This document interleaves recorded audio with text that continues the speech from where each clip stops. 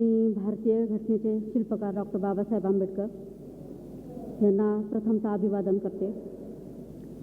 आज आपण या ठिकाणी ज्या चर्चासत्रासाठी जमलो आहोत ते चर्चासत्र हे प्रत्येक जो बाबासाहेबांच्या विचारांशी, भगवान बुद्धांच्या विचारांशी, धम्माशी संबंधित आहे, संघटित आहे, अशा सर्वांसाठी हे चर्चासत्र होतं. पण माझ्या मते हे ज्या चर्चासत्रातली जी संख्या दिसते ही कमी प्रमाणात दिसते आणि याचं कारण मला असं वाटतंय की आपल्या या नगर शहरामध्ये ह्या कार्याशी आणि या चळवळीच्या बाबतीत प्रत्येकजण काम करतोय, पण तो काम कसं करतोय हा प्रत्येक एक वैयक्तिक गट बनून काम करतोय. म्हणजे मी आत्तापर्यंत जे अनुभवलंय किंवा मी आत्तापर्यंत जे पाहते, मी प्रत्येक कार्यक्रमात असते, पण त्या प्रत्येक जण आपल्या कार्यक्रम घेतोय, बाबासाहेबांचा घेतोय, बुद्धांचा कार्यक्रम घेतोय आणि त्या कार्यक्रमामध्ये एका कार्यक्रमामध्ये 10 जण, त्या दुसऱ्या कार्यक्रमामध्ये हे 10 जण व्यक्ती त्या 10 जणांमध्ये नसते किंवा ते 10 जणांची व्यक्ती ह्या इकडे नसतो. मग मला असं प्रकर्षाने जाणवते की कार्य, चळवळ सगळ्यांना करावीशी वाटते, पण एकत्रित आपणच येत नाही. ज्यांना आंबेडकर समजलाय, ज्यांना बुद्ध समजलाय, ज्यांना समाज समजलाय, ज्यांना आंबेडकरांचं कार्य समजलंय, बुद्धांचा मार्ग समजलाय, आपल्याला जेवढ्यांना समजलाय तेवढे कार्यरत आहेत, पण ते कार्यरत ज्या पद्धतीने यायला पाहिजे ती पद्धत इथं होत नाहीये. प्रत्येकाला आस्था आहे, जाणीव आहे. आपण म्हणू शकत नाही की इथं जे आलेले आहेत त्यांना आंबेडकरांबद्दल आस्था नाही किंवा प्रचार करावासं वाटत नाही किंवा धम्मप्रचार करावासं वाटत नाही. ही गोष्ट इथं नाहीये. इथं फक्त आहे एक युगो आलेला आहे सगळ्यांना, प्रत्येकाला. प्रत्येकजण काम करतोय, पण ते काम करण्याची पद्धत प्रत्येकाने वेगळी केलेली आहे, पण प्रत्येकाचा उद्देश हा एकच आहे. तर मला इथं या ठिकाणी असं वाटते की जे माझ्यापेक्षा आहेत, वयाने मोठे आहेत, ज्यांनी चळवळीत फार पूर्वीपासून काम केले, आम्ही तर आता नवीन आहे, आम्हाला यातलं काही माहिती नाही, पण ज्या बुद्धीला मला जाणवते किंवा समजते, मला वाटत असेल की मी इथं चुकतही असेल, पण मला जे वाटते ते मी इथं सांगते. तर आपण जेवढे जण आहेत जे ह्या कार्याशी संबंधित आहेत, सगळे जे मेन आहेत कार्यकर्ते, त्यांना एकत्रित घेऊन हा असा कार्यक्रम ठरवायचा. जरी साळवेसाहेबांनी जो कार्यक्रम घेतलाय त्या कार्यक्रमाला 2 किंवा 8 दिवसापूर्वी एक बैठक घेऊन किंवा जे जे आपले संबंधित आहेत, आता इथे आपण रजिस्टर लिहिले, या रजिस्टरमधल्या लोकांचीच एक बैठक घ्यायची.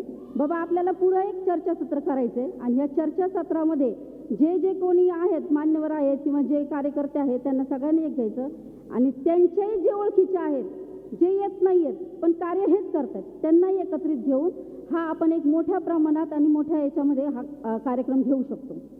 आता इथे जे म्हणताय की आंबेडकरांनी जे काम केले, जे केले सगळ्यांना प्रत्येकाला माहिती आहे, पण म्हणतात ना ते कळतं तिथं वळत नाही. सगळ्यांना समजते, पण करल कोण, घेईल कोण? तर इथे म्हणजे मला असं वाटते की आपण सगळ्यांनी हे जे चर्चासत्र आता केलंय, हे मला अचानक बोलवले आणि विषय मला कालच माहिती झाले, पण मला असं वाटतं हे चर्चासत्र पुन्हा एकदा आपण भरू आणि ह्याच्यामध्ये आपण जेवढे जण आता आहोत तेवढ्यांनी एक बैठक घेऊन, एक मीटिंग घेऊन हे चर्चासत्र पुढं कसं एकदम मोठं होईल त्या पद्धतीने विचार करू आणि जो समाज आहे त्या समाजाला सांगूया की आपण जे आतापर्यंत सरांना बाबासाहेबांचे जे विचार आणले ते इथं थांबत राहिले. प्रत्येकजण विचार करते पण त्याची चळवळ पुढे नेत नाही, करत नाही, थांबत नाही. प्रत्येक घरापुरतं मर्यादित राहिलेलं आहे, समाजाशी संलग्न होत नाही, समाजात येत नाही. आता जे काही कार्यक्रम घ्यायचेत आपल्याला तर ते सगळ्यांनी एकत्र येऊन जे गटतट झालेत, म्हणजे माझ्या मते तरी झालेत बरं का, काम एकच आहे, चळवळीचंच आहे, पण गट झालेले आहेत. तर त्या गटांनाच आपण एकत्र करून एक विचार करू, एक विचारधारणेने आपण हे पुढं करू आणि हा जो हॉल आहे हा कमी पडेल अशा पद्धतीत आपल्याला कार्यक्रम करायचा आहे. आणि इथंच न थांबता आपण आता ह्या हॉलच्या बाहेर पडलं तर हा विषय इथं न संपवता त्याच्यासाठी पुढं कार्यरत व्हायचं आहे. आणि प्रत्येकाला माझं आव्हान आहे की त्याच्यामध्ये आपण जे आलं त्यांनी 4 माणसं असं जोडून हा आपला समाज मोठा होणार आहे, त्याचे जे विचार आहे ते प्रसरणार आहेत. एवढं मी बोलते. जय भीम.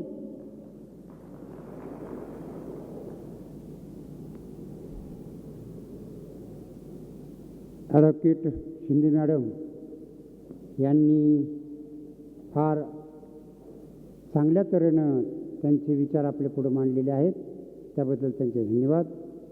आता यानंतर जीवन पारदे सर आपण आपले विचार मांडायचे जीवन प्रयासासाठी.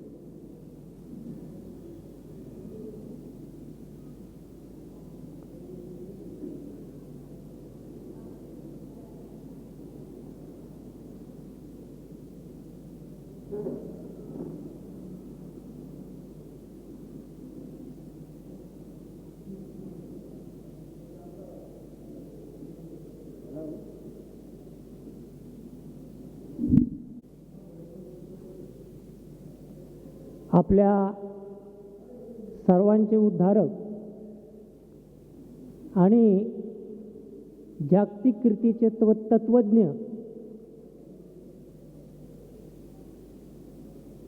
डॉक्टर बाबासाहेब आंबेडकर यांना मी विनम्र अभिवादन करतो. आणि या कार्यक्रमाचे संयोजक आमचे मित्र प्रकाशजी साळवे मोठ्या तळमळीने सगळ्या समाज झोपलेला असताना त्यांना जागृत करण्यासाठी हा आज कार्यक्रम त्यांनी आयोजित केलेला आहे. त्यांना मी पुन्हा पुन्हा धन्यवाद देतो. बंधूंनो, डॉक्टर बाबासाहेब आंबेडकर हे जागतिक कीर्तीचे तत्वज्ञ, विद्वान असं त्यांचं व्यक्तिमत्व होतं. आणि ते अशा समाजात जन्मले की तो समाज हा झोपलेला होता. त्याला तत्वज्ञान कोणतंच नव्हतं, फक्त गुलामी करणं हे समाजाला माहीत होतं. पण त्यांचा जीवनक्रम बघा. बाबासाहेबांना त्यांचा पुतळा जिवंत असताना कोल्हापूरला बांधला गेला, लावला. शाहू महाराज ते मॅट्रिकची परीक्षा पास झाल्यानंतर त्यांचा सत्कार करण्यासाठी त्यांच्या मुंबईतल्या त्या झोपडपट्टीच्या घरापर्यंत जाऊन त्यांनी अभिनंदन केलं. म्हणजे हा माणूस दैवापेक्षा फार मोठा होता आणि ज्यांना कळालं त्यांनी त्याची योग्य अशी किंमत ठेवली. सगळ्यात महत्त्वाची गोष्ट, त्यांच्या पत्नी रमाबाई त्यांनी सुद्धा त्यांना योग्य साथ दिली आणि आपल्याला जिवंत ठेवण्यासाठी त्यांनी त्यांच्या 4 अपत्यांचं बलिदान दिले.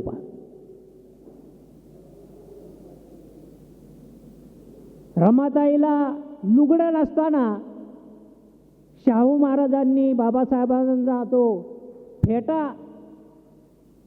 बांधला होता. तो फेटा नेसून रमाताई आडबाजूला थांबून बाबासाहेबांचा कार्यक्रम पाहत होते.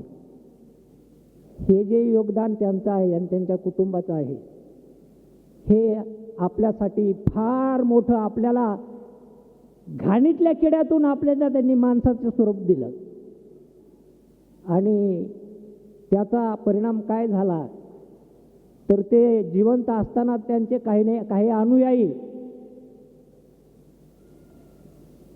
त्यांचं जे महान असं तत्वज्ञान होतं त्या तत्वज्ञानाला बगल देऊन त्यांच्या सहकार्याने आपसामध्ये गटगट निर्माण केले. आणि त्यामुळं बाबासाहेबांच्या चळवळीला जी सुरुवातीलाच जी वाळवी लागली म्हणतो तशा प्रकारे त्यांच्या चळवळीला उतरती कला निर्माण झाली. बाबासाहेबांचं एक वैशिष्ट्य पहा, त्यांनी ज्या संस्था निर्माण केल्या त्या संस्थांबाबत त्यांनी लिहून ठेवलेलं आहे की ह्या कोणत्याही संस्थांची मालकी माझ्या कुटुंबात असणार नाही. पीपल्स एज्युकेशन सोसायटी त्यांनी स्थापन केली. कुटुंबाला कोणालाच तिथं हस्तक्षेप नाही. आज तिथं सन्माननीय आठवले साहेब हे त्याचे प्रमुख आहेत. बाकीच्या ज्या संस्था आहेत, इम्प्रूव्ह ट्रस्ट जी की आंबेडकर भवन मुंबईचं, त्याची सुद्धा ट्रस्ट निर्माण केली. परंतु त्यांच्या कुटुंबाला फक्त त्या प्रेससाठी थोडीशी जागा दिलेली आहे. म्हणजे अशा प्रकारे त्याग केलेल्या ह्या महामानवाला आणि त्यांच्या चळवळीला आपल्या दलित लोकांनी, SC ST OBC या लोकांनी कधी समजून घेतलेलं नाही. आज अशी परिस्थिती आहे की सर्व आपले पुढारी, राजकीय असो, धार्मिक असो, सामाजिक असो, सर्व हे कार्यकर्ते गटातटात विभागलेले आहे. आणि हे विभाजन त्यांच्या चळवळीला घातक ठरलेले आहे. पहा, आमचे मित्र प्रकाश साळव्यांसारखे थोडेसे जे जागृत आहेत, त्यांना काहीतरी ऊर्जा निर्माण होतोय आणि त्यांच्या मनाने ते त्यांचं एक पॉम्पलेट करून मला दाखवलं त्यांनी की सर असा असा आपल्याला कार्यक्रम घ्यायचा आहे, हे विषय ठेवलेले आणि फार विचारपूर्वक त्यांनी हे विषय ठेवलेले आहे. तेव्हा मला आपल्याला इथं जमलेल्या सर्व बांधवांना विनंती करायची आहे, आपण इथं येऊन फक्त ऐकून घरी जाऊ नका. आणि त्यांनी जे तत्त्व दिले आपल्याला धम्माचं, सामाजिक, आर्थिक सगळ्या प्रकारचे विद्वत्व त्यांच्यात होतं. आणि अशा या महापुरुषांनी आपल्याला जे तत्त्वज्ञान दिले त्याप्रमाणे धम्म, आर्थिक, सामाजिक जे मूल्य आहेत ते जपण्याचा आपण नितांत प्रयत्न करणं गरजेचं आहे. आणि असं जर करत राहिलो तर आपण त्यांच्या चळवळीला ना, तेच आपल्या भवितव्यासाठी ते सांगून गेले, पण आपलं भवितव्य धोक्यात आलेलं आहे. घटना तयार आहे, हिंदुत्ववाद्यांनी घटना तयार करून ठेवलेली आहे. आणि उद्या जर त्यांचं राज्य आलं तर ती हिंदुत्ववादी घटना कधी लागू करतील हे सांगता येत नाही. आणि त्या घटनेमध्ये आपल्यासाठी जे दिलेले सवलतीचे तत्व, समानतेचे तत्व, स्वातंत्र्याचे, आर्थिक नियोजनचे हे सर्व हे होणार. आणि आपल्याला पहिल्यासारखे जे दिवस होते शूद्र अतिशूद्रांची, तशी राजकीय घटना आपल्याला मग सहन करावी लागेल. मग आपली अवस्था पहिल्यापेक्षाही जास्त कठीण होणार नाही. म्हणून आपण धम्माचं जास्तीत जास्त बाबासाहेबांनी घटना लिहिताना सगळा धर्म आणि शिवाजी महाराजांचं स्वातंत्र्य म्हणजे जे होतं राज्यपद्धती त्यावर आधारित त्यांची राज्य घटना होती. आणि म्हणून आपण ती टिकवणं अत्यंत गरजेचं आहे. आणि ते जर आपण टिकवलं नाही तर आपल्याला पुढचं भवितव्य नाही. आणि म्हणून आता आपण जर राजकीय परिस्थिती पाहिली तर आपले जे पुढारी आहेत ते सर्व पुढारी हिंदुत्ववादी पक्षाकडे विलीन झालेले आहेत. त्यांचा रिपब्लिकन पक्ष फार धुळीस मिळवलेला आहे. आणि म्हणून राजकारण्यांनी त्यांच्याकडं त्यांच्या तत्वावर चालणं फार गरजेचं आहे. नाहीतर आता उद्याच्या इलेक्शनमध्ये कशी म्हणजे ह्या याच्यामध्ये तर आपण काय मोदीला घालवू शकलो नाही. युतीने का म्हणा तेव्हा सत्तेवर आलेला आहे. आणि उद्याच्या या विधानसभेच्या निवडणूकसुद्धा आपण जर त्यांची सत्ता जर घालवली तर महाराष्ट्रासारखे असे राज्य आपल्या हातात जर राहिले, पुरोगामी विचारायच्या मागं राहिले तरच आपण टिकू शकू. आणि म्हणून या ठिकाणी आपण सर्वांना विनंती करायची की धम्माचरण करा. आज सकाळीच मी येताना नगरहून इकडे येत होतो, माझे एक मित्र आहेत, हायस्कूल टीचर आहेत, ते रस्त्यात मला भेटले. मला म्हटलं कुठे चालले सर? मी सांगितलं त्याला नगरमध्ये एक कार्यक्रम आहे, येता का? त्यांनी तोंड फिरवलं. कुठे गेले होते सर? ते म्हणले आता घट उठले ना, ते घट बसवतात ना, ते घट नदीला सोडण्यासाठी गेलो होतो. उच्च शिक्षित माणूस ज्याच्यामुळं तो बाबासाहेबांच्या तत्वामुळं त्याला सर्व मिळालं, त्यांनी अजूनही हिंदू धर्म सोडलेला नाही. म्हणजे अशा प्रकारची परिस्थिती आहे. तर इथं जमलेला सर्व बंधू भगिनींना विनंती आहे की थोडंसं तुम्ही बी काय त्रुटी असतील ते सुधारा. आपल्या नातेवाईकांना, आपल्या शेजाऱ्या पाजाऱ्यांना, शेजाऱ्या पाजारी हे सगळे आपलेच आहेत. 85% ओबीसी आहेत. 85% ओबीसी, एसटी, एससी, ओबीसी 85% आहेत. उरलेल्या 15% हे बाकीचे प्रतिगामी आहेत. आपली लोकसंख्या जास्त आहे. बाबासाहेबांच्या संकल्पनेप्रमाणे एससी, एसटी, ओबीसी हे जे आहेत हे 85% या भारतामध्ये आहेत. फक्त 15% हे ब्राह्मण, मारवाडी, गुजराती ज्याला आपण म्हणतो की जे सगळ्यांनी समृद्ध आहेत ते लोक आहेत. आपण बहुसंख्येने असल्यामुळं आणि एकत्रित नसल्यामुळं आपण कायम गुलामीत आहोत. पहिले आपण सामाजिक गुलामीत होतो, आर्थिक गुलामीत होतो. परंतु आता आपल्याला शिक्षण मिळालेलं आहे. आपल्याला तिसरा डोळा आलेला आहे. तो तिसरा डोळाचं फोकस आपल्या हिताकडे, बाबासाहेबांच्या तत्वाकडे तुम्ही आकर्षित करा. आणि प्रकाशजींनी जे त्या ठिकाणी नियोजन करून हा कार्यक्रम उभा केला त्यांनासुद्धा त्याच्यातून काय योगदान मिळेल असं आपण हे करूया. त्यांना मी धन्यवाद देतो. तुम्ही सर्व आलात त्याबद्दल तुम्हाला धन्यवाद देतो आणि थांबतो. जय भीम.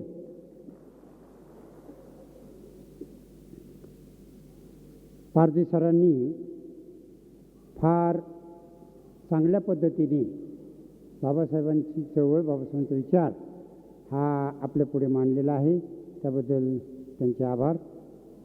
आता यानंतर विलास साठे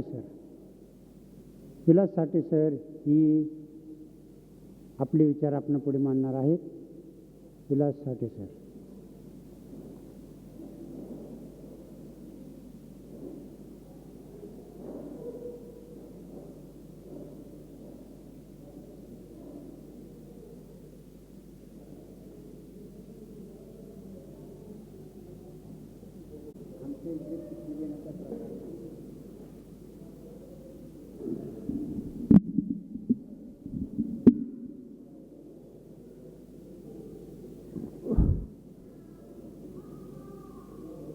जगाला शांतीचा संदेश देणारे तथागत भगवान गौतम बुद्ध,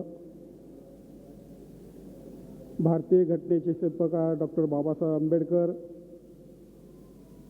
आरक्षणाचे जनक शाहू महाराज, महाराष्ट्राचं आराध्य दैवत छत्रपती शिवाजी महाराज, माता रमाई, माता भीमाई, अहिल्याबाई होळकर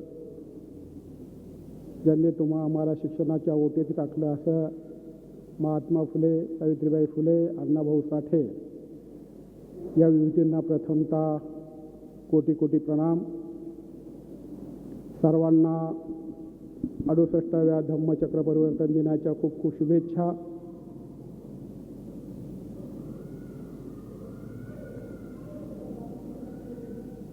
अहमदनगर शहरामध्ये डॉक्टर बाबासाहेब आंबेडकर यांचं कार्य, विचार आणि प्रचार प्रसार जागृती मंचाच्या वतीने आयोजित केलेला हा कार्यक्रम, या कार्यक्रमामध्ये एक दिवसाचं चर्चासत्र त्या ठिकाणी प्रकाश साळवे यांनी आयोजित केलं. आणि या चर्चासत्रामध्ये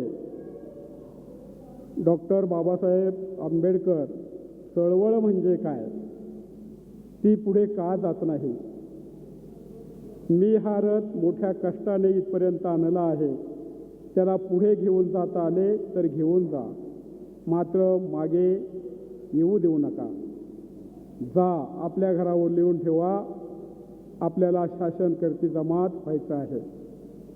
या मुद्द्याला अनुसरून या शहरातील बाबासाहेब आंबेडकरांच्या विचारावर काम करणाऱ्या कार्यकर्त्यांचं हे चर्चासत्र. युवकांनी यावं, वृद्धांनी यावं, बाबासाहेबांच्या चळवळीत काम करणाऱ्या पक्षाचे जे लोक इतर पक्षामध्ये असतील त्यांनी यावं आणि या ठिकाणी विचारमंथन करावं, अशा पद्धतीची ही संकल्पना. बाबासाहेबांच्या विचारावर काम करणाऱ्या भरपूर अशा संघटना आहेत.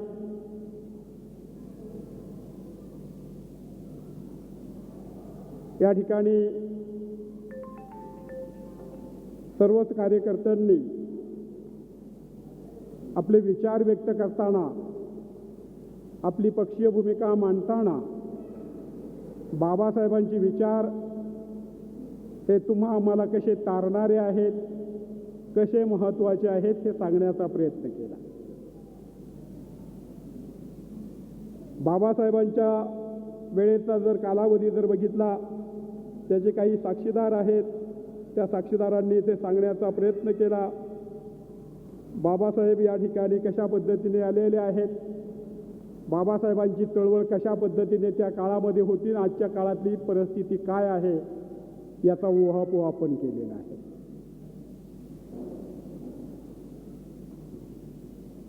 आमचे ज्येष्ठ मार्गदर्शक गवारे मामा यांनी पूर्वीच्या काळचा इतिहास सांगताना त्या काळातले बाबासाहेबांचे जे जे शिलेदार होते, ते शिलेदार या नगर शहरामध्ये थांबलेले होते. त्या शिलेदारांच्या काळामध्ये बाबासाहेबांच्या चळवळीचा वेग काय होता हे सांगितलं.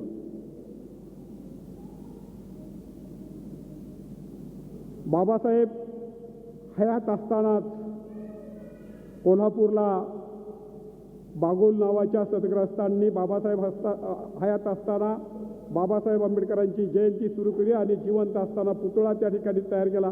हे या ठिकाणी उहापोह झाला. बाबासाहेब आंबेडकरांची चळवळ ही प्रत्येकाला वेगवेगळ्या पद्धतीने समजलेली आहे. बाबासाहेब आंबेडकरांची चळवळ हा समजा आपण एखादा हत्या आहे असं समजलं तर ज्याला हत्तीचा पाय समजला तो म्हणला बाबासाहेबांची चळवळ ही खांबासारखी आहे. ज्याला हत्तीची सोंड सापडली तो म्हणला नाही, बाबासाहेबांची चळवळ ही मुसळासारखी आहे. ज्याने हत्तीची शेपटी बघितली त्याला तो म्हणायला लागला नाही, बाबासाहेबांची चळवळ हत्तीच्या शेपटीसारखी झाडूसारखी आहे. ज्यांनी त्या हत्तीच्या पोटाला स्पर्श केला त्यांच्यामधले म्हणायला नाही, बाबासाहेबांची चळवळ ही एखाद्या कोथळ्यासारखी. ॲडव्होकेट शिंदेताईंनी सांगितलं, मला काहीतरी शिकायचं आहे, मी या समाजाची काहीतरी देणेगिरी आहे, म्हणून कोणताही कार्यक्रम असला त्या कार्यक्रमाला जाते. ताई बरोबर बोलल्या. समाजात जे वेगवेगळे गट निर्माण झालेले आहे, वेगवेगळे तट निर्माण झालेले आहे, त्याचं कारणच ते आहे. एक 10 जणांनी यायची, एक चळवळ सुरू करायची, त्या 10 जणांनी दुसऱ्याच्या ठिकाणी जायचं नाही. या नगर शहरामध्ये जवळजवळ 10-12 मोहल्ले आहेत. जर माळेवाड्यात जर कार्यक्रम असला तर नीलक्रांती चौकातली मंडळी दिसत नाही, सिद्धार्थनगरमधली मंडळी दिसत नाही, तिकडं अण्णाभाऊ साठे वसाहतली मंडळी दिसत नाही, सावडीची मंडळी दिसत नाही. म्हणजे ही परिस्थिती किंवा स्टेशनची मंडळी दिसत नाही. आम्हाला आमच्याच माणसांची काय ॲलर्जी असते काही माहीत नाही. मात्र एखाद्या पाटलाच्या घरी जर आम्ही गेलो आणि त्या पाटलाने आम्हाला चहा दिला, तोच आम्ही सांगत बसतो, पाटलाने मला चहा पाजला, पाटलाने मला चहा पाजला. पण माझ्या रक्तामांसाचा जो माणूस आहे तो माझं जे आदर सत्कार करतो ते आदर सत्कार मात्र आम्ही कोणाला सांगत नाही. बाबासाहेबांची चळवळ हे एखाद्या खमंग अशा मटणासारखी आहे, मटणाच्या भाजीसारखी आहे. काही मंडळींना या बरबाटाचा, ज्याला बरबाट म्हणतो, या बरबाटाचा वास आला तर काही माणसांना उलट्या व्हायला लागतात. काही मंडळी ते जे बरबाट आहे ते अत्यंत आवडीने खातात. आणि काही मंडळी एवढं वरवाट ओरपतात की सोय नाही. म्हणजे काहींना पचते तर काहींना अपचन होतंय. म्हणजे आंबेडकरी चळवळ काहींना पचत असताना काहींना तिचं अपचन होताना दिसतंय. आमच्यामध्ये वेगवेगळ्या पक्षाचे वेगवेगळे गट झालेले आहेत आणि प्रत्येक गटाचा एक सेनापती, एक पुढारी त्या ठिकाणी आहे. या सर्व मंडळींना कळतंय का नाही कळत असं आम्ही एखाद्या ठिकाणी बसतो आणि चर्चा करतो. परंतु ही सगळी मंडळी तशी हुशार आहे. बाबासाहेबांच्या काळातली चळवळ जी आहे ही चळवळ मोठ्या प्रमाणामध्ये विदर्भामध्ये फोफवलेली आपल्याला पाहायला मिळते. त्या ठिकाणचे पुढारी जे आहेत ते पुढारी नंतर बाबासाहेबांना सोडून गेल्यानंतर आपल्या गटाचे करते सवर्ते झालेलं आपल्याला पाहायला मिळतं. आपल्या दृष्टीने तर बाबासाहेब सांगतात, कारण बाबासाहेबांनी स्वतःचाच विचार पुढे चालवलेला आहे. बाबासाहेब काँग्रेसच्या वळचणीला गेले नाहीत. RSS वाले आपल्याबरोबर येऊन आम्ही एकत्र येऊन काँग्रेसच्या विरोधात लढू, RSS बरोबर गेले नाहीत. हे सगळं होत असताना आताच्या जर पुढारी जर तपासले तर एक पुढारी सांगतो का काँग्रेस हे जळतं घर आहे म्हणून मला त्या ठिकाणी जायचं नाही, काँग्रेसपासून मी दूर राहील. RSSचा अजेंडा हा जातीयतेचा अजेंडा आहे. तुमची आमची घटना जी आहे, बाबासाहेबांचे जे विचार आहेत ते विचार संपवणारी ही चळवळ आहे, म्हणून या उजव्या चळवळीबरोबर मी जाणार नाही असंही त्या ठिकाणी सांगितलं जातं. उत्तर प्रदेशामध्ये, पंजाबमध्ये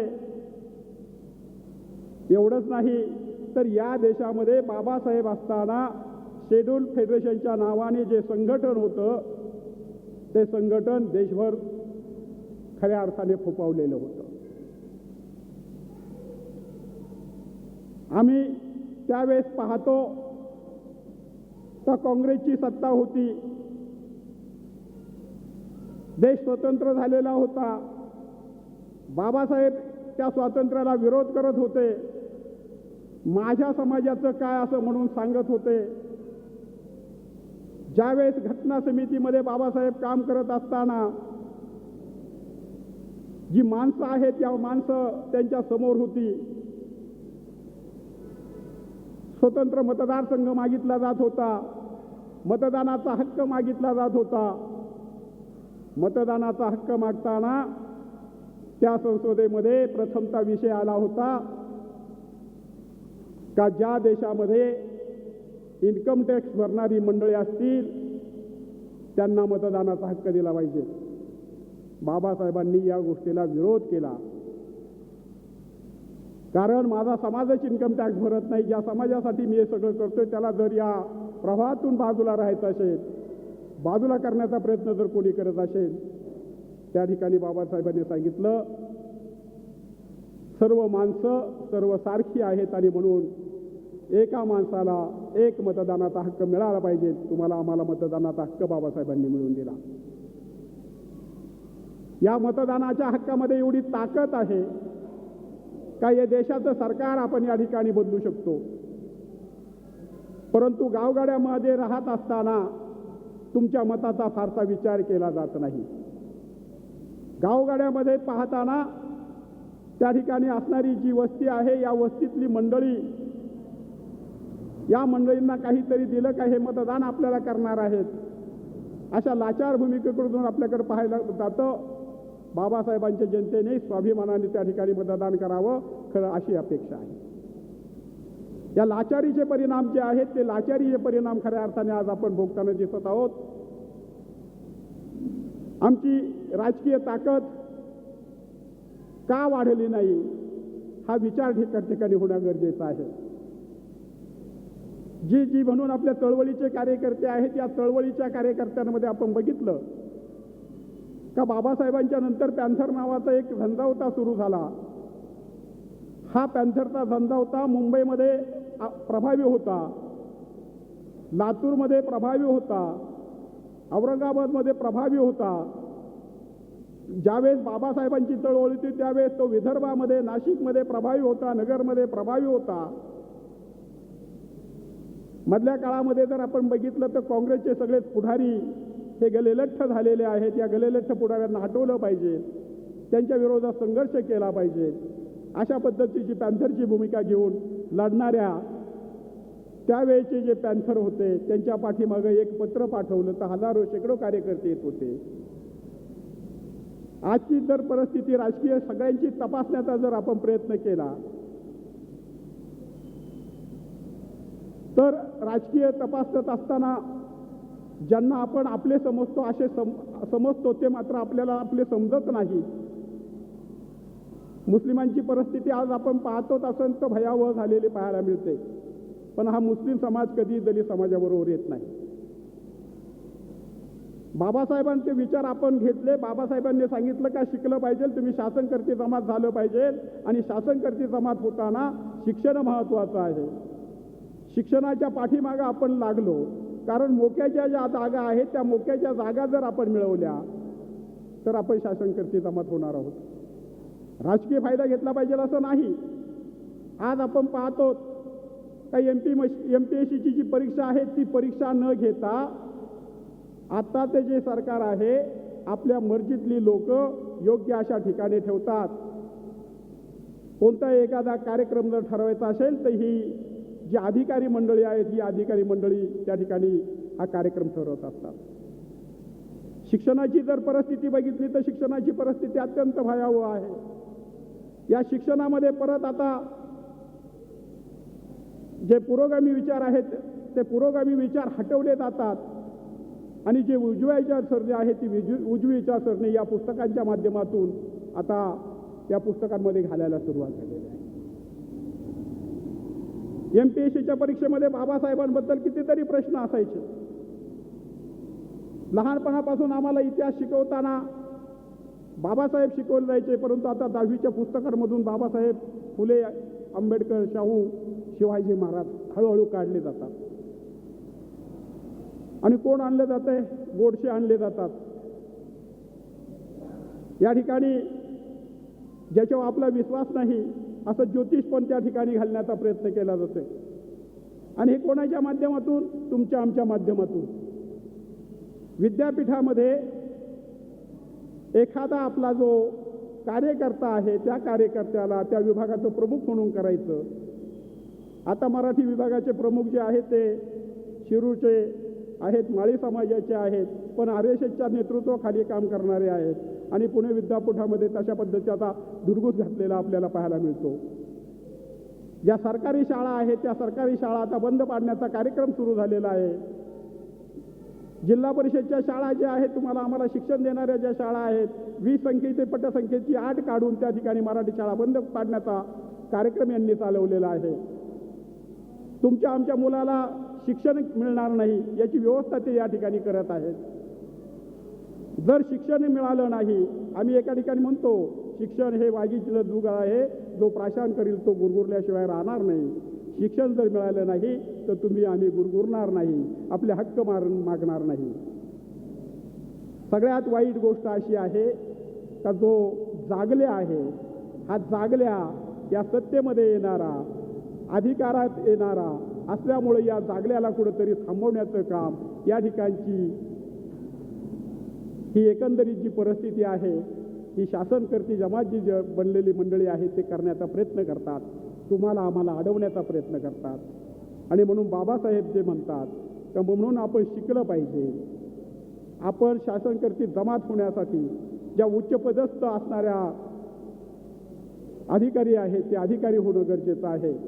मधल्या काळामध्ये आपण पाहिलं असेल का एक मोठाच्या मोठा असा तथा जो आहे तो तथा या शासनकर्ते जमातीच्या माध्यमातून या ठिकाणी आपल्याला पाहायला मिळत होता. समाज कल्याणचे अधिकारी असतील, विभागाचे अधिकारी असतील, एवढंच नाही, ज्याला प्रधान सचिव म्हणतो त्या प्रधान सचिवापर्यंत असणारे जे अधिकारी आहेत त्या अधिकाऱ्यांपर्यंत आपली सगळी मंडळी येऊन पोहोचलेले होते. परंतु प्रधान सचिवांची लायकी असताना सुद्धा आपल्या मंडळीला त्या ठिकाणी जाऊ दिलेलं नाही. दुसऱ्यांना नेमण्याचा त्या ठिकाणी कार्यक्रम झाला. विभागीय आयुक्त असतील, का ज्या ठिकाणी त्याला आपण गेल्याच्या नंतर हा आपला माणूस आहे, जे बी म्हटल्यानंतर त्या ठिकाणी ते काम होत होतं. आज मात्र अत्यंत वाईट परिस्थिती आहे आणि ही वाईट परिस्थिती निर्माण करताना जो बहुसंख्य समाज आहे, मराठा समाज आहे, जो इतर जातीचे लोक आहेत, त्यांच्या मनामध्ये आपल्याबद्दल द्वेष निर्माण करण्याचं काम या मंडळीने केलेलं आहे. कारण ही बौद्ध समाजाची समाज जी आहे ती फार पुढे गेलेली आहे. हे आपलं ऐकत नाही आणि मग तुम्हाला निळा पाहिजे का खेळा पाहिजे अशा पद्धतीचं सुद्धा या ठिकाणी वातावरण निर्माण केलं जायचं. तुम्हाला नीळ पाहिजे का गुलाल पाहिजे अशा पद्धतीने सांगितलं जातं आणि तुम्हाला सत्तेमध्ये येऊ दिलं जात नाही. नोकऱ्यांमध्ये नेमकी हीच परिस्थिती आहे का नोकऱ्यांमध्ये सुद्धा तुम्हाला नेमकं डावललं जातं. त्या ठिकाणी इतर समाजाची जी मंडळी असतील त्या इतर समाजाच्या मंडळींना घेतलं जातं कारण तो गुलालाचा आहे, तो खेळ्याचा आहे, मात्र आम्ही मात्र निळे आहोत हे मात्र कोणाला ऐकणारे नाही.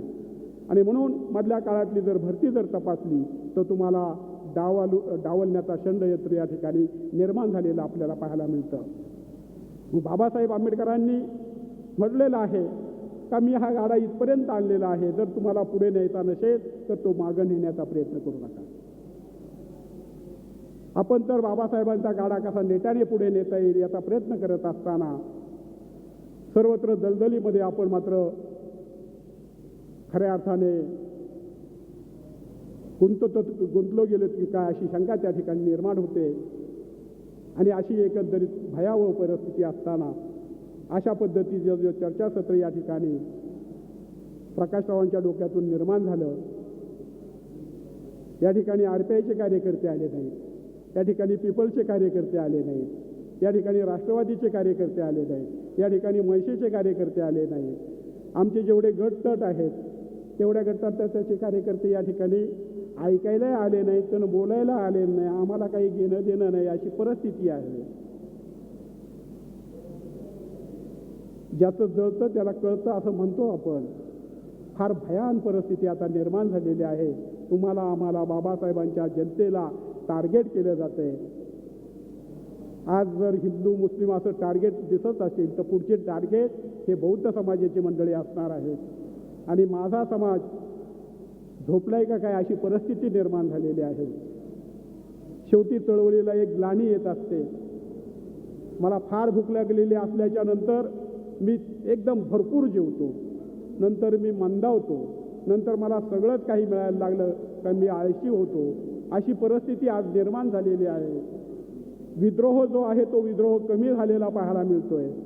आणि ही जी चळवळ आहे या चळवळीला जी पठार अवस्था आलेली आहे, मला सगळं मिळालेलं आहे, घराच्या बाहेर पडायला तयार नाही, अशी परिस्थिती तुम्हाला आम्हाला काय करावं लागणार आहे, बदलावी लागणार आहे. आणि बाबासाहेबांची चळवळ पुढे घेऊन जावं लागणार आहे.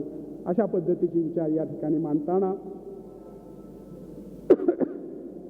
संयोजकांनी बोलण्याची संधी दिली.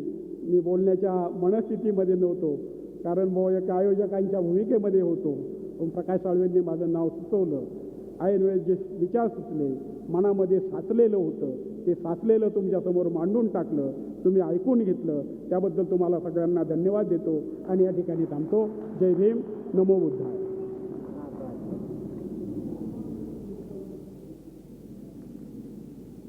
धन्यवाद सर. आपण फार छान पद्धतीची मांडणी केलेली आहे. आता डॉक्टर साहेब आणि मी अशी दोन माणसं बोलायची आहेत, त्याच्यामुळे आता फार कार्यक्रम फार वेळ चालणार नाही. आताच आपल्या पुढे अनेक वक्त्यांनी की प्रकाश साळवे या कार्यक्रमाचे आयोजक आहेत अशा पद्धतीचं वक्तव्य त्यांनी आपल्या पुढे केलेलं आहे. तेव्हा मी त्या बाबतीत सर्व खुलासा करणार आहे. तथागत भगवान गौतम बुद्ध, परमपूज्य डॉक्टर बाबासाहेब आंबेडकर या महामानवांना प्रथमतः त्रिवार अभिवादन. हा आजचा जो कार्यक्रम आहे हा आयोजित करण्यामागचा जो माझा उद्देश आहे तर तो मी आपल्यापुढं मांडणार आहे.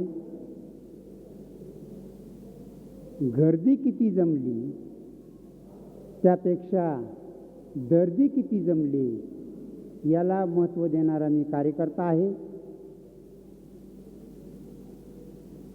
फार मोठी गर्दी जमली आणि त्यांनी जर नुसते ऐकून ते जर तसेच घरी निघून गेले तर त्या चळवळीला फार अर्थ असतो असं मी मानणारापैकी नाही. त्याच्यामुळं जे जमलेत त्यांच्यावर जास्त जबाबदारी आहे असं मी मानून मी आपल्यापुढं व्यक्त होत आहे. बाबासाहेबांचे कार्य, त्यांचे विचार आणि त्या विचारांचा प्रचार प्रसार करून जनजागृती करायची हा या कार्यक्रमामागचा मुख्य उद्देश आहे. बाबासाहेबांच्या कार्याबद्दल आपल्याला सांगायचं झालं तर आपल्या बऱ्याच समाजातील कार्यकर्त्यांना, नेत्यांना, पुढाऱ्यांना त्यांच्या कार्याबद्दल फार काही माहीत आहे काय असं मला वाटत नाही. बाबासाहेबांनी एका क्षेत्रामध्ये काम केलेले नाही. बाबासाहेबांनी अनेक क्षेत्रामध्ये काम केलेलं आहे. बाबासाहेबांनी एका समाजासाठी काम केलेलं नाही. बाबासाहेबांनी अनेक समाजांसाठी काम केलेलं आहे आणि त्यांनी जे काम अनेक समाजांसाठी केलं ते त्या समाजांपर्यंत पोचलं नाही. त्याच्यामुळे ही चळवळ पुढे गेली नाही. बाबासाहेबांनी त्यांचं काम हे अनेक क्षेत्रांमध्ये केलं, ते सर्व समाजापर्यंत पोचलं नाही. त्याच्यामुळे ही चळवळ पुढे गेली नाही. आता एक छोट्या छोट्या मुद्द्यातून मी सांगतो की बाबासाहेबांनी मी या पॉम्पलेटमध्ये त्यांच्या आत्मकथनामधला काही भाग टाकलेला आहे. तो वाचून किती लोकांनी समजून घेतला हा माझा प्रश्न आहे. मी असं म्हटलंय की बाबासाहेबांची चळवळ म्हणजे काय, तर बाबासाहेबांची चळवळ म्हणजे काय हा फार मोठा गहन प्रश्न नाही. तर बाबासाहेबांची चळवळ म्हणजे बाबासाहेबांनी ज्यावेळेसपासून समाजामध्ये शिक्षण घेऊन काम करायला सुरुवात केली तेव्हापासून ते बाबासाहेब ज्यावेळेस अंतिम श्वास घेतला त्यावेळेसपर्यंत जे काही बाबासाहेबांनी कार्य केलेलं आहे ते म्हणजे बाबासाहेबांची चळवळ, तो म्हणजे बाबासाहेबांचा विचार. मग ते अनेक, मी आत्ता सांगितलं की अनेक कार्य बाबासाहेबांनी केलेले आहेत. तर त्याच्यामध्ये त्यातले प्रमुख कार्य मी आपल्या पुढं मांडणार आहे. बाबासाहेबांनी त्यांच्या सुरुवातीच्या कालखंडामध्ये महाडचा 14 तळ्याचा सत्याग्रह असेल, काळाराम मंदिराचा सत्याग्रह असेल, तर त्या पाठीमागची पार्श्वभूमी काय होती? त्या पाठीमागची पार्श्वभूमी अशी होती की 14 तळ्याचा पाणी त्या महाडच्या परिसरातले कुत्रे, मांजरं, डुकरं, गाढवं सर्व लोक त्या पाणी पित होते, त्या पाण्याला त्याचा उपभोग घेत होते. परंतु महाडमधल्या फक्त अस्पृश्य जाती जमातींना त्या पाण्याला स्पर्श करण्याचा अधिकार नव्हता.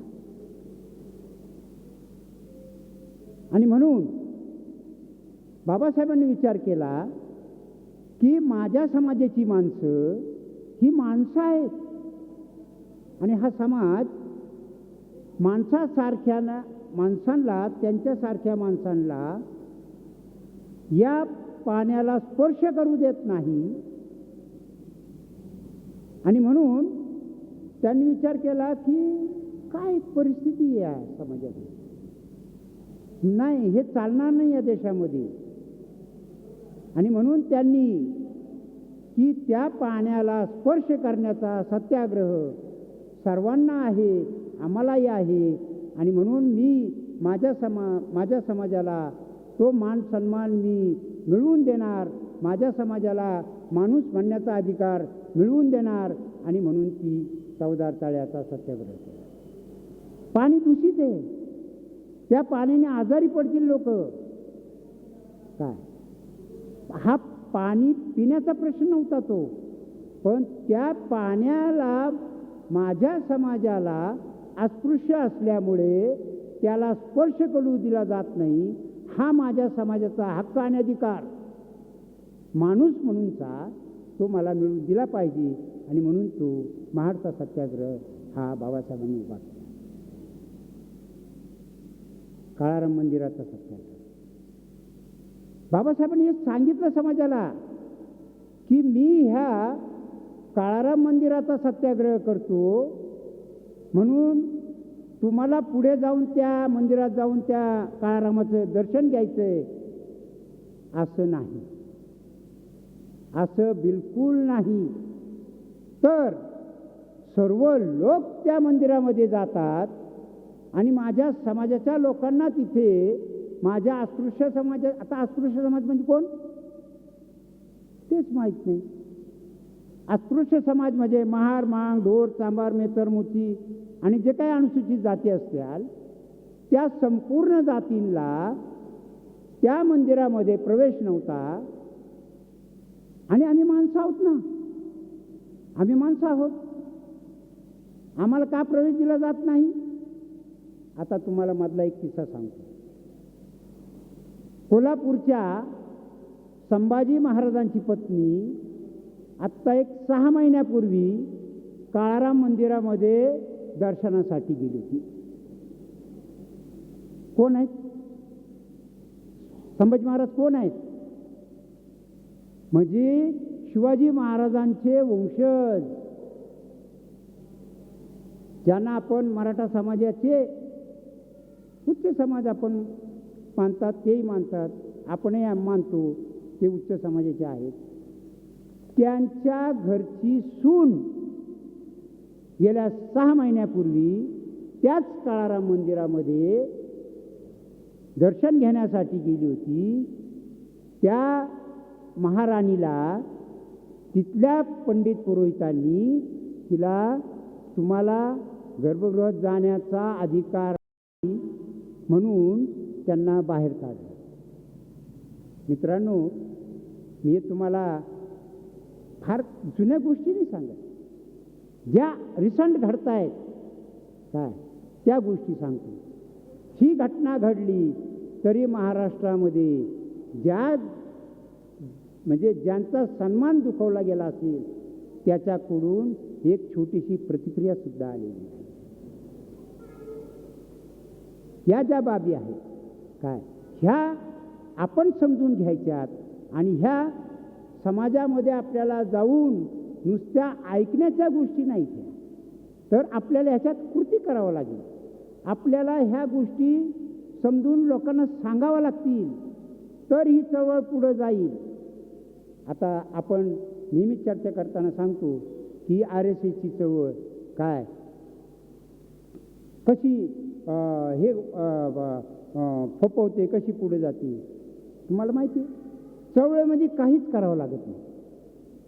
चळवळ आता काही आपल्या राजकीय सामाजिक संघटना म्हणतात की बाबा चळवळीला फार धन लागतं, फार पैसा लागतो. बिलकुल नाही. RSSची चळवळ कशी चालते आपल्याला कल्पना आहे? बिलकुल कल्पना नाही. काय RSSच्या चळवळीने प्रत्येक गावामध्ये 2-2, 3-3 हबं निर्माण करून ठेवली. ते त्यांचं काम त्या गावामध्ये तमाम करतायत. काय ते लोक त्यांच्या चळवळीचं काम ते स्वतः काहीच करत नाही. ते समाजामध्ये या गोष्टी रुजवतात, त्यातून ही लोक तयार होतात आणि मग त्यांचं काम चालू होतं. त्यांचा माणूस एखाद्या कार्यालयामध्ये दत्ताचा फोटो लावतो, सगळे लोक त्याला पूजा करायला लागतात. काय सगळ्यांना बौद्धिक गुलाम केलं जातं. ते लोक तुमच्या माणसामध्ये येतात, बहुजन समाजाच्या ओबीसी माणसामध्ये येतात. त्यांना सांगतात की आपला हिंदू धर्म खतऱ्या म्हणजे धोक्यात गेलेला आहे, आता आपल्या सगळ्या हिंदूंना जागं झालं पाहिजे. काय अशा पद्धतीचा प्रचार हे व्होकल मीडिया त्यांनी 70 वर्षात हे केलं. सगळ्या लोकांना हिंदू बनवलं. एकही या देशात माणूस हिंदू नाही. सुप्रीम कोर्ट असं म्हणतं की हिंदू हा धर्म नाही, तरी लोकांना हिंदू बनवलेलं आहे. या देशातलं मोठं सुप्रीम कोर्ट म्हणतं हिंदू नावाचा धर्मच नाही, तरी लोक म्हणतात गर्व से कहो हम हिंदू है. एकाही ब्राह्मणी धर्म ग्रंथामध्ये हिंदू नावाचा शब्द जर कुणी मला आणून दाखवील काय, तर मी त्यांना माझ्या ऐपतीप्रमाणे 1001 रुपया इनाम देईन. एकाही ब्राह्मणी धर्मग्रंथामध्ये, पुराणांमध्ये, शास्त्रांमध्ये हिंदू नावाचा शब्द नाही. मग हा हिंदू नावाचा शब्द आला कुठून? हा हिंदू नावा शब्द हा या देशात मुस्लिम आले आणि त्यांनी तुमची ओळख हिंदू म्हणून त्यांनी दिली आणि तीच घेऊन आम्ही आज चाललेलो आहोत. आणि तीच ओळख घेऊन आम्ही हिंदू मुस्लिम या पद्धतीचे दंगे या देशामध्ये करत आहोत. त्याला आम्ही जबाबदार आहोत. आपल्या महापुरुषांनी जे जे विचार हे मांडले, जे जे विचार हे सांगितले, हे आम्ही समजून न घेतल्यामुळे काय हा सर्व गोंधळ चालू आहे देशामध्ये. आता या कार्यक्रमाची मुख्य पार्श्वभूमी अशी आहे की हा कार्यक्रम घेण्याचा खटाटोप का पडला? 1 ऑगस्ट रोजी ह्या देशाच्या सुप्रीम कोर्टाने अनुसूचित जातीमध्ये आरक्षणात वर्गीकरण करावं अशा पद्धतीचा एक आदेश दिला. अनुसूचित जातीच्या या महाराष्ट्रामध्ये 59 जाती आहेत. वास्तविक पाहता बाबासाहेबांनी हे आरक्षण निर्माण करताना या देशातले 4 मुख्य घटक म्हणजे बनवून या देशाची व्यवस्था निर्माण करावी हा त्यांचा प्रयत्न होता. त्याच्यामध्ये त्यांनी अनुसूचित जाती, अनुसूचित जमाती, इतर मागासवर्ग म्हणजे ओबीसी आपण ज्याला म्हणतो ते, आणि राहिलेले सवर्ण म्हणजे उच्चवर्गीय. आता या देशातलं यांचं पॉप्युलेशन किती आहे? तर या देशातलं यांचं पॉप्युलेशन आहे अनुसूचित जातींचं 13%, अनुसूचित जमातीचं 60%, ओबीसींचं 31 साली जनगणना झाली त्यावेळेच्या जनगणनेनुसार 52%. आता हे लोक झाले किती? 7 आणि 13 20 आणि 52 72%. लोकसंख्या कमी का ही? यांचं राज्य यायला पाहिजे, यांची देशात सत्ता यायला पाहिजे. परंतु मित्रांनो, आपल्याला धर्मामध्ये अडकवलं, आपल्याला भावनेत अडकवलं आणि संपूर्ण हे लोक तुमच्यावर राज्य करतात. मी म्हटलंय ना आता इथे की शासनकर्ती जमात म्हणजे काय? काही उल्लेख आले, काही का म्हणजे कार्यकर्त्यांनी मांडलं. शासनकर्ती जमात म्हणजे काय? आपल्या प्रत्येक कार्यकर्त्याच्या डोक्यात शासनकर्ती जमात म्हणजे आमदार, खासदार, मंत्री, संत्री, अमुक इतकंच आहे. इतकं नाही हो. काही लोकांनी मांडलं, मी पुरत रिपिटेशन करतो की बाबासाहेबांनी शासनकर्ती जमात म्हणजे त्यांना काय अभिप्रेत होतं? त्यांना अभिप्रेत असणारी शासनकर्ती जमात म्हणजे या देशातले IAS IPS ऑफिसर की जे हा देश चालवतात, या देशातली ज्युडिशियरी म्हणजे या देशातली संपूर्ण न्यायव्यवस्था, या देशातली सर्व प्रशासकीय न्यायालयीन काय, आणि मग तुमचे रिप्रेझेंटेटिव्ह म्हणजे आमदार, खासदार. या सगळ्यांचं मिळून शासन होत असतं. न्यायव्यवस्थेमध्ये तुमचं कोण आहे? कुत्र नाही. एक आहे गवई साहेब, की जे या आत्ताच्या 1 ऑगस्टच्या निर्णयामध्ये ते एक जज आहेत, काय की अनुसूचित जातीचं बायफर्गेशन व्हावं. इतकंच नाही तर त्या न्यायालयाने इतका गंभीर निर्णय दिलाय की आता इथून पुढच्या अनुसूचित जातीच्या आरक्षणामध्ये क्रिमी लेअर लावणार आहे. या संपूर्ण गोष्टी, ह्या संपूर्ण बाबी ह्या अनकॉन्स्टिट्युशनल आहेत, घटनाबाह्य आहेत. तरी या देशामध्ये हे काम करायचं काम चालू आहे. वेळीच आपण जर जागृत झालो नाही तर पुढचा येणारा काळ, काही लोकांनी जे धोके निर्माण केले आत्ता, की पुढचा येणारा काळ पुन्हा आपल्याला मागचे दिवस पुढे यायला आता फार वेळ शिल्लक राहिलेला नाही. अहो आणि मूळ तुम्हाला सांगतो की आरक्षण हा या देशातला सगळ्यात कळीचा मुद्दा आहे. या देशामध्ये बाबासाहेबांना सगळ्यात जर जास्त विरोध झाला असेल तर ते 2-3 मुद्द्यांहून झाला. तो बाबासाहेबांनी या देशामध्ये आरक्षण रिझर्वेशन आणलं. हा बाब या देशातल्या उच्चवर्णीयांना पटली नाही, म्हणून बाबासाहेबांच्याबद्दल त्यांच्या मनात राग आहे. त्यानंतर बाबासाहेबांनी एक अस्पृश्य माणसानी या देशाची राज्यघटना लिहिली. म्हणजे जी राज्यघटना या 50 सालाच्या अगोदर होती, जी मनुस्मृतीनुसार या देशाचा कारभार चालू होता, या समाजाचं नियमन चालू होतं, ते एका फटकाऱ्यासारखी ही घटना अंमलात आल्यानंतर ते संपूर्ण नष्ट झालं.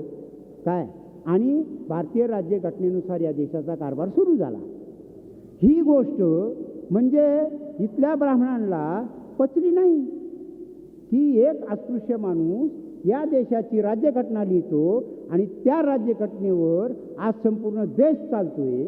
काय ही गोष्ट त्यांना कशी पटेल? परंतु त्या काळामध्ये आता ते फार मेरिटच्या गप्पा मारतात. काय पण त्या काळामध्ये त्यांच्याकडं भारताची राज्यघटना लिहिणारा माणूस सुद्धा नव्हता. नाईलाज असतो. त्यावेळेस नेहरूंनी इंग्लंड गव्हर्नमेंटला, ऑस्ट्रेलिया गव्हर्नमेंटला एक विनंती केली की आमच्या देशाची राज्यघटना आता लिहायची आम्हाला, तुम्ही आम्हाला माणूस द्या. परंतु ते सरकार त्यांनी असं सांगितलं की घटनातज्ञ, घटना लिहिणारा माणूस तुमच्या देशात आहे आणि तुम्ही आमच्याकडे येत आहे. काय शोकांतिक आहे काय. आणि मग नाईलाजानी त्यांना म्हणजे त्यांची इच्छा नसताना म्हणजे कसं की घटना समितीमध्ये काय बाबासाहेब येऊ नयेत म्हणून सरदार वल्लभभाई पटेलांनी एक स्टेटमेंट केलं होतं की मी या सदनाच्या संपूर्ण दार खिडक्या बंद केलेल्या आहेत. बाबासाहेबांना मी कोणत्याही मार्गाने या सदनामध्ये घटना समितीमध्ये येऊ देणार नाही. केलं त्यांनी तसं. बाबासाहेबांना घटना समितीमध्ये मुंबईमधून येऊ नाही दिलं. परंतु BP मंडळ नावाचे एक मोठे सिरुकास फेडरेशनचे कार्यकर्ते बंगालमध्ये काय एक ताकदवार मजबूत नेता होता. त्याला माहीत होतं बाबासाहेब घटना समितीत जाणं फार अत्यंत महत्त्वाचं आहे आणि म्हणून त्याने बाबासाहेबांना विनंती केली, बाबासाहेब तुम्ही हे सोडा, तुम्ही इथे या बंगालमध्ये. आणि त्या BP मंडळांनी बाबासाहेबांना घटना समितीवर बंगालमधून निवडून दिलं. गेले बाबासाहेब घटना समितीत. या लोकांनी कट कारस्थान असं केलं की बाबासाहेब ज्या मतदारसंघातून घटना समितीमध्ये गेले होते तो मतदारसंघच बांगलादेशला देऊन टाकला. म्हणजे ऑटोमॅटिकली बाबासाहेबांचं सभासदवर रद्द झालं. आता काय करायचं? पण घटना समितीचं कामकाज चालू होऊन पुढे गेलेलं होतं. काय आणि बाबासाहेबांनी जे काही काम थोडं केलं होतं त्याची चुणूक काँग्रेसवाल्यांना आलेली होती. आणि म्हणून त्यांना माहीत होतं की आता घटना ही बाबासाहेबांच्या शिवाय या देशातलं कुणी लिहू शकत नाही. आणि म्हणून महात्मा गांधींनी नेहरूंना सांगितलं की बाबासाहेब घटना समितीमध्ये असले पाहिजेत आणि त्यावेळेस महात्मा गांधी जे बोलल तेच काँग्रेस, बाकी कोणाचा शब्दाला किंमत नव्हती. आणि म्हणून नेहरूंनी मुंबईचे खेर यांना लगेच सांगितलं की बाबासाहेब हे या घटना समितीमध्ये आले पाहिजेत. आणि म्हणून बाबासाहेबांना पुन्हा मुंबईतून उभा केलं आणि घटना समितीतनं घेतलं आणि ती घटना बाबासाहेबांनी लिहून पूर्ण केली. त्यानंतर बाबासाहेबांनी घटना समितीमध्ये देताना त्यांचं एक भाषण पण आहे.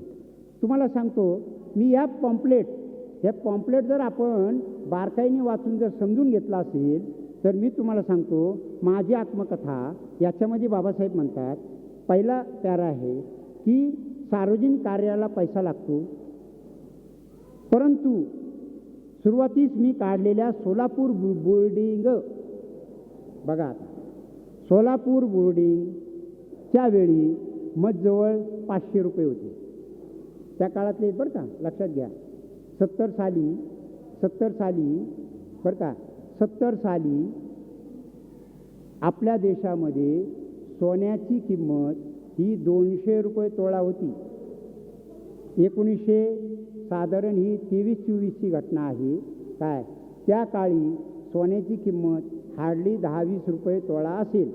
काय त्यावेळेस बाबासाहेब म्हणतात की 500 रुपये माझ्याजवळ आहेत, काय मी ह्या बोर्डिंगला खर्च केलेत आणि एका जीव मित्राकडून 1000 रुपये प्रॉमिसरी नोट म्हणजे काय की त्याला वचन चिठ्ठी म्हणायचे. त्यावेळेस त्याला वचन दिलं की मी हे 1000 रुपये तुला काही ठराविक दिवसांनी परत करीन, मला 1000 रुपये दे, कारण मला माझ्या समाजासाठी बोर्डिंग उभा करायची आहे. बाबासाहेबांनी म्हणजे कर्ज करून स्वतःच्या खिशातले पैसे घालून त्यावेळेस माझा समाज शिकला पाहिजे, माझा समाज पुढे गेला पाहिजे म्हणून स्वतःच्या खिशातनं खर्च करून बोर्डिंग काढल्या, शाळा काढल्या, कॉलेज काढली, काय अनेक शैक्षणिक संस्था काढल्या. त्यांनी स्वतःच्या खिशातनं हे सगळं करून केलं. आज माझा प्रश्न समाजाला आहे की आम्ही समाजाचं शिक्षण चांगल्या पद्धतीचं व्हावं. आज परिस्थिती अवघड आहे. साठे सरांनी सांगितलं की पुढे या शैक्षणिक आता संस्था सगळ्या खाजगी होणार आहेत. सगळ्या खाजगी शैक्षणिक संस्थांमध्ये आता तुमच्या पुढच्या पिढीला शिक्षण मिळेल की नाही अशी शक्यता निर्माण झालेली आहे. बाबासाहेबांनी घटनेमध्ये डायरेक्टिव्ह प्रिन्सिपलमध्ये असं म्हणलेलं आहे की या भारतीयांना शिक्षण आपण मोफत दिलं पाहिजे. पण आता बाबासाहेबांच्या राज्यघटनेचे तोडफोड करून, राज्यघटनेला सगळं गुंडाळून, सगळं त्याची चिरफाड करून आता खाजगीकरणाचे धोरणं येत आहेत.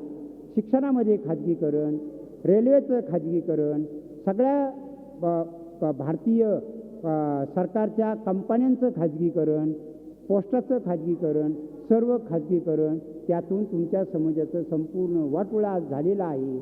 अजून भविष्यामध्ये बरंचसं वाटोळं होणार आहे. जर समजा हा समाज उद्या जर जागृत झाला नाही तर तुम्हाला सांगतो आता पुन्हा या समाजाचं काही खरं नाही. एक गोष्ट तुम्हाला सांगतो, नक्कीच आपला समाज या महाराष्ट्रामध्ये अनुसूचित जातीमध्ये 7% समाज आहे आपला. काय आणि RSS या देशातली सगळी मोठी ताकदवार संघटना ही फक्त आणि फक्त महार जातीला घाबरते. फक्त आणि फक्त. तुम्हाला माहीत नाही, आपण आज त्याचा अभिमान असला पाहिजे. त्याचं कारण काय की आपण त्यांना वेळोवेळी हे दाखवून दिलेलं आहे, हे सिद्ध केलेलं आहे की ही जात जी आहे ही किती जागृत आहे, ही किती लढवई आहे. काय हे वेळोवेळी आपण त्यांना दाखवून द्या. ते फक्त आपल्याला दिसत आहे. बाबासाहेबांनी एक 1 वोट 1 व्हॅल्यू हा आपण आता आपल्या पुढे मांडलेला सिद्धांत आपण बाबासाहेबांचा ऐकला. बाबासाहेबांनी एक मत सगळ्यांना दिलेलं. 364 दिवसानंतर 365 दिवशी ज्या दिवशी मतदान असतं त्या दिवशी मी म्हणणारा जो काय कोण जागीरदार कोण असेल तो तुमच्या पुढे हात जोडून म्हणतो मला एक मत द्या. ही ताकद बाबासाहेबांनी सगळ्यांना मिळवून दिली. आता ही त्यांनी मिळवून दिली हे का म्हणायचं? कारण त्याच्या अगोदर मतदानाचा अधिकार हा फक्त टॅक्स भरणाऱ्या लोकांना होता. त्यावेळेस टॅक्स भरणारे लोक फक्त वरचीच होते. नंतर त्यावेळेस म्हणजे मी आता ही गोष्ट 50च्या आधीची बोलतो. मग त्यावेळेस काही लोक म्हणले की बा ग्रॅज्युएट लोकांना अधिकार द्या. ते म्हणले बुवा नाही मग मॅट्रिकच्या द्या. 50 साली जिथं आमच्या आजोबा पहिली दुसरी शिकलेले नव्हते आणि ते लोक म्हणत होते की ग्रॅज्युएट लोकांना अधिकार द्या म्हणजे ती सत्ता त्यांच्याकडं कायम राहिली असती.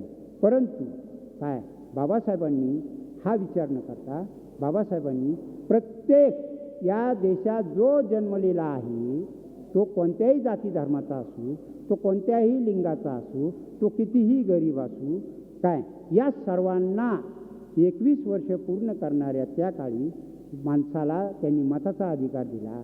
आणि म्हणून आज आपण आपलं एक बहुमोल मत देऊन आपण ही देशाची सत्ता निर्माण करतो. परंतु आता इलेक्शन आलेले ते जे धनधांडगे आहेत काय ते आता काय करतात की इलेक्शनमध्ये तुमचं मत विकत घेतात. म्हणजे तुमचं मत विकत घेतात आणि त्यांची सत्ता निर्माण करतात. आणि मग त्यांची सत्ता निर्माण झाली की ते वाटेल तसा कारभार करतात, भ्रष्टाचार करतात, हे करतात ते करतात. हे सगळं याला जबाबदार आपण आहोत. आपण जर समाजामध्ये जनजागृती केली नाही, आपण जर एखाद्याचं पैसे घेऊन मत दिलं नाही, आपण जर चांगला प्रतिनिधी निवडून दिला तर तो देशाचा चांगला कारभार करेल. आणि म्हणून या संपूर्ण व्यवस्थेमध्ये बऱ्याचशा प्रमाणात आपणही स्वतः जबाबदार आहोत. याची आपण जाणीव ठेवली पाहिजे. आपण ह्या गोष्टी समाजामध्ये जाऊन जागृती करत नाही. हा उद्देश समाज जागृतीचा होता. परंतु ठीक आहे, नो प्रॉब्लेम. एवढ्या लोकांनी व्होकल मीडिया प्रत्येकाने जर समजा 4-4 माणसांना जागृत केलं, 2-2 माणसांना जागृत केलं तर काही काळाने आपला संपूर्ण समाज जागृत होईल. आणि मग आपल्याला अभिप्रेत असणारा हा जो जी काही शासनकर्ती जमात आहे ती निर्माण होऊ शकेल. काय आता बघा बाबासाहेब बघा किती बाबासाहेब महत्त्वाचं म्हणले. बाबासाहेब एक दुसऱ्या प्याऱ्यामध्ये म्हणतात की इतरांना तर शक्य नाही. मग त्या काळातली गोष्ट आहे. इतरांना तर शक्य नाही पण बडोदा महाराजांच्या औदार्याने म्हणजे काय बडोदा महाराजांनी त्यांना स्कॉलरशिप दिली म्हणून बडोदा महाराजांच्या औदार्याने प्रथम मी जेव्हा शिक्षणाकरिता न्यूयॉर्कला जाण्यासाठी निघालो काय तेव्हा सुद्धा पुढे असे काही होईल काय याची म्हणजे ते म्हणतात मला कल्पना नव्हती की विद्यार्जन करून म्हणजे शिक्षण घेऊन काय करून स्वतःचे हित साधण्याच्या उद्देशाने म्हणजे बाबासाहेब काय म्हणतात की मी शिक्षण घेऊन स्वतःचा म्हणजे उत्कर्ष करण्याच्या उद्देशाने केलेला हा म्हणजे वाटचाल काय उद्देश सुरू झालेला माझा जीवनक्रम इतक्या सार्वजनिक व महत्त्वपूर्ण इतक्या अल्पावधीत माझ्या मुक्या व पददलित जनतेच्या आयुष्यक्रमाशी आणि सुखदुःखांशी एकजीव होण्याइतका सार्वजनिक व महत्त्वपूर्ण बनेल याची खुद्द मला अंधुकशी कल्पना नव्हती. म्हणजे बाबासाहेब म्हणतात की मी हे जे शिक्षण घेऊन माझा जो उत्कर्ष मी करणार होतो परंतु मला ज्यावेळेस माझ्या मुक्या आणि दलित समाजाचं काय माझ्या समोर चित्र उभं राहिलं त्यावेळेस मला माझं जीवन मी त्यांच्याशी एकरूप करून घेतलं. आणि म्हणून हे जे आहे काय तर हे आपण बारकाईने बाबासाहेबांच्या जीवनातलं बाबासाहेबांनी अनेक ग्रंथ लिहिले, बाबासाहेबांनी अनेक भाषणं केलेली आहे. आता हे ते सर्व सांगायला म्हणून ते सर्व सांगण्यापेक्षा हे सर्व जर आपण वाचलो तर बाबासाहेबांची चळवळ, बाबासाहेबांचा विचार, बाबासाहेबांचं कार्य हे आपल्याला समजू शकेल. बाबासाहेबांनी या देशात काय केलं तुम्हाला सांगतो. 42 ते 46 बाबासाहेब व्हायसरायच्या मंत्रिमंडळात होते. 42 ते 46 आणि 46 ते 51 एकूण 9 वर्ष बाबासाहेब भारताच्या मंत्रिमंडळामध्ये काम केलेला माणूस 51 साली राजीनामा देऊन ज्यावेळेस बाहेर गेले आणि त्यांनी बुद्ध आणि धम्म लिहिला त्यावेळेस तो ग्रंथ छापायला त्यांच्याकडे पैसे नव्हते. आज त्यांनी पंडित नेहरूंना एक पत्र लिहिलं की मी एक ग्रंथ लिहिलेला आहे आणि ते छापायला आज माझ्याकडे पैसे नाहीत, काय मला केंद्र सरकारकडून मदत मिळाली. पंडित नेहरूंचं पत्र आलं की आम्हाला अशी मदत तुम्हाला करता येत नाही.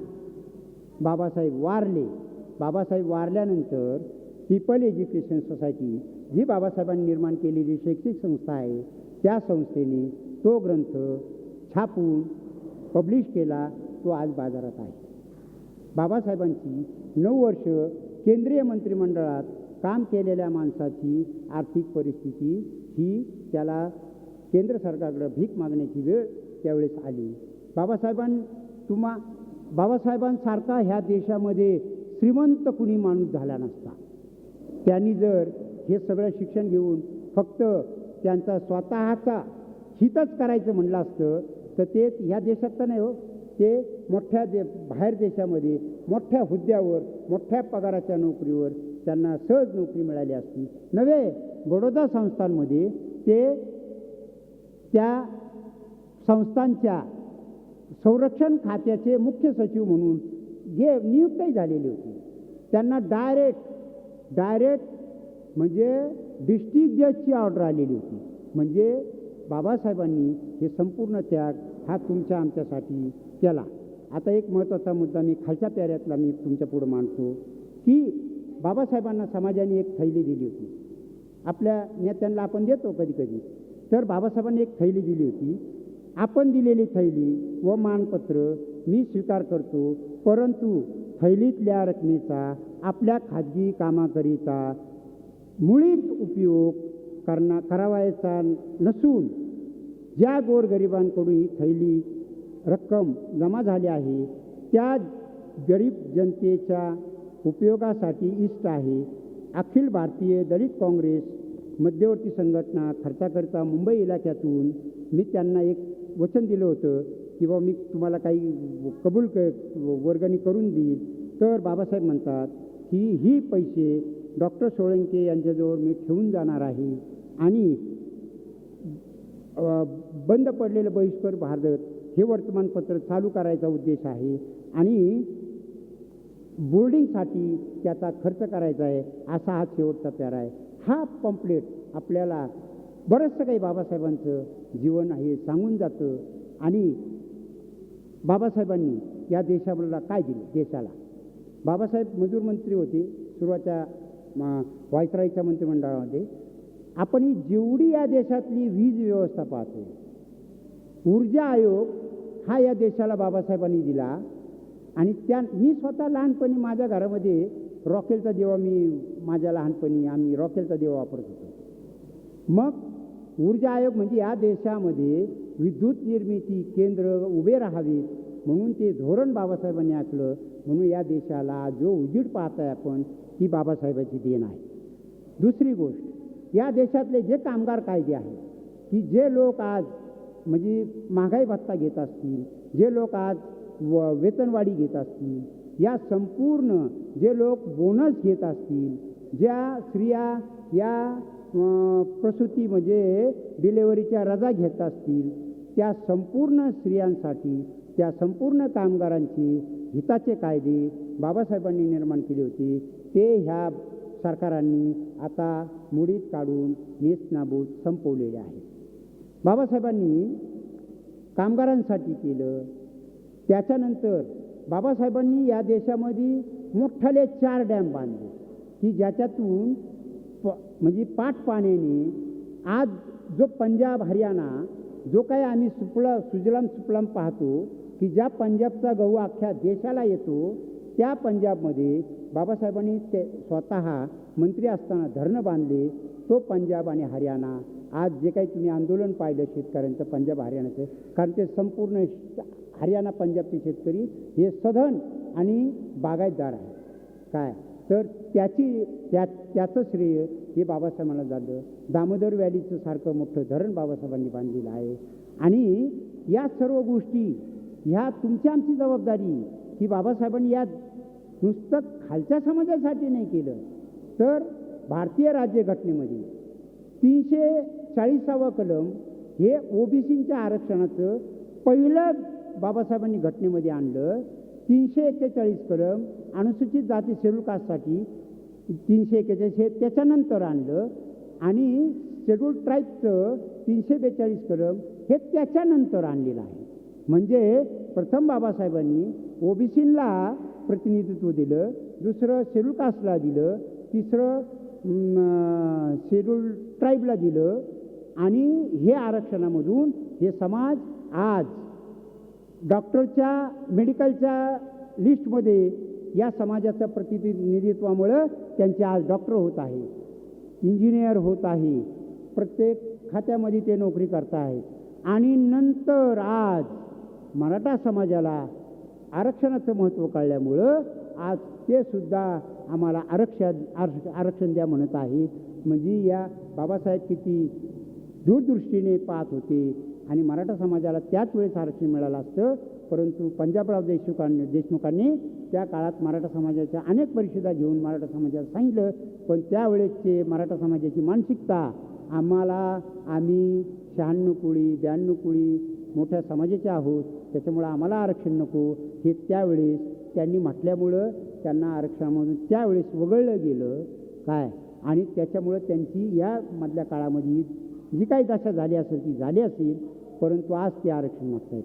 दुसरी महत्त्वाची गोष्ट की मराठा समाज हा स्वातंत्र्य मिळाला त्यावेळेस मोठा जमीनदार वर्ग होता काय, परंतु या 50 वर्षाच्या कालखंडामध्ये त्यांचे कुटुंबाचे कुटुंब अनेक कुटुंब विस्तार झाल्यामुळं आज ते जमिनीच्या बाबतीत अल्पसंख्याक झालेले अल्पभूधारक झालेले आहेत आणि म्हणून ते आज गरीब झालेले आहेत. परंतु त्यातला काही मोठा वर्ग हा या राज्यातला शासनकर्ता आहे. तो त्यांच्या शैक्षणिक संस्था आहेत, त्यांचे साखर कारखाने आहेत, त्यांच्या सगळ्या संस्था त्यांच्या ताब्यात आहेत काय. पण तो मराठा समाज हा अल्प आहे आणि मेजॉरिटीने मराठा समाज हा गरीब झालेला आहे.